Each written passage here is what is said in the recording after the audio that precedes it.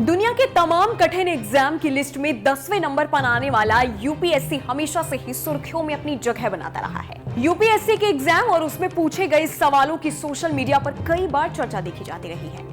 इस साल यूपीएससी की मेंस की परीक्षाएं शुक्रवार से शुरू हो चुकी हैं। एग्जाम 2 शिफ्ट्स में लिए जा रहे हैं। पहली शिफ्ट में सुबह 9 बजे से दोपहर 12 बजे तक एग्जाम होता है, तो वहीं 2 बजे से 5 बजे तक दूसरी शिफ्ट में एग्जाम होता है।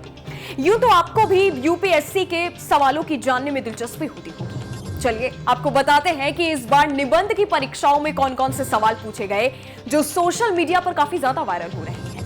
पहला सवाल कि चिंतन एक तरह का खेल है, ये तब तक शुरू नहीं होता जब तक एक विरोधी पक्ष में ना हो।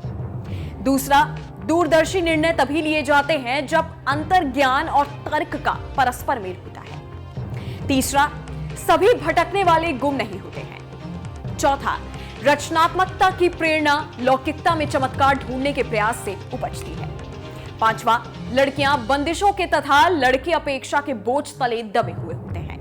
दोनों ही समान रूप से हानिकारक व्यवस्थाएं हैं। छठा, गणित ज्ञान का संगीत है। सातवां, जिस समाज में अधिक न्याय होता है उस समाज में दान की कम आवश्यकता होती है। आठवां, शिक्षा वो है जो विद्यालय में सीखी गई बातों को भूल जाने के बाद भी शेष रह जाती है। जानकारों और विशेषज्ञों का कहना है कि चूंकि यूपीएससी के जरिए अधिकारियों की नियुक्तियां की जाती हैं, इसलिए इसमें तक शक्ति से जुड़े सवाल पूछे जाते रहते हैं। निबंध के जरिए परीक्षार्थी की मानसिक स्थिति, उसके सोचने की क्षमता, समाज के प्रति सोच और आचरण का आकलन किया जाता है।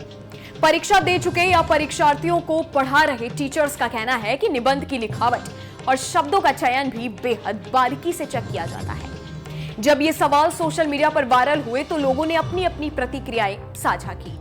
इन रिएक्शंस में सोशल मीडिया पर एक्टिव रहने वाले आईएएस अफसर अवनीश शरण और डीएसपी अंजलि कटारिया के जवाब भी शामिल हैं। आईएएस अवनीश शरण ने कहा कि वो ऊपर दिए गए सवालों में से मैं 2 और 8 पर लिखता हूं। वहीं अंजलि कटारिया ने एक्स पर लिखा कि मैं इन 2 विषयों पर लिखती हूं, जो हैं दूरदर्शी निर्णय तभी लिए जाते हैं जब अंतर्ज्ञान और तर्क का परस्पर मेल होता है। दूसरा कि गणित ज्ञान का संगीत है। वहीं सिविल अधिकारी अल्ताफ शेख ने तीसरे और 5वें नंबर के टॉपर को अपनी पसंद बताया। यूपीएससी मेंस में निबंध के पेपर में 2 सेक्शन हुआ करते हैं। हर एक सेक्शन में 4-4 चॉइसेस दी जाती हैं। परीक्षार्थी को हर एक सेक्शन में से किसी एक विकल्प को चुनकर उस पर निबंध लिखना होता है, यानी कुल 2 निबंध लिखना अनिवार्य होता है। ये निबंध 1000 से 1200 शब्दों के बीच होने चाहिए। निबंध का पेपर कुल 250 मार्क्स का होता है। हर एक निबंध 125 अंक देकर जाता है। यूपीएससी के जरिए जारी किए गए साल के शेड्यूल के मुताबिक यूपीएससी मेंस की परीक्षा 15, 16, 17, 23 और 24 सितंबर को होनी है।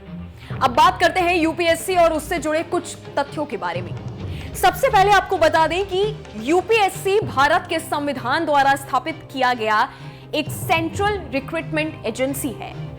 इसका जिक्र संविधान के भाग 14 के अंतर्गत अनुच्छेद 315, 323 में एक संघीय लोक सेवा आयोग और राज्यों के लिए राज्य लोक सेवा आयोग के गठन का प्रावधान है। आजादी से पहले हमारे देश में यह परीक्षा नहीं कराई जाती थी। इस परीक्षा के लिए भारतीयों को इंग्लैंड जाना होता था। इसके चलते भारतीय स्वतंत्रता आंदोलन के दौरान राष्ट्रवादियों की एक प्रमुख मांग थी कि लोक सेवा आयोग में भर्ती भारत में हो।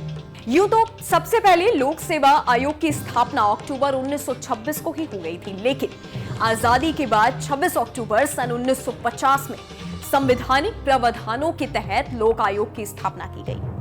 इस आयोग को संविधान के जरिए कुछ ऐसे अधिकार दिए गए जिनके जरिए देश में बिना किसी दबाव के योग्य अधिकारियों की भर्ती हो पाए। यूपीएससी के वर्तमान सदस्यों की बात करें तो डॉक्टर मनोज सोनी इस समय आयोग के चेयरमैन हैं। इनका कार्यकाल 5 अप्रैल 2022 से शुरू हुआ था, जो 15 मई 2029 तक रहेगा। अगर आपको यूपीएससी के बारे में और भी जानना है तो हमें कमेंट सेक्शन में जरूर बताइएगा। फिलहाल के लिए इस वीडियो में इतना ही। हमें दीजिए इजाजत और देखते रहिएगा न्यूज नेशन का डिजिटल प्लेटफॉर्म, क्योंकि ताजा खबरों का सिलसिला यहां कभी नहीं थमता।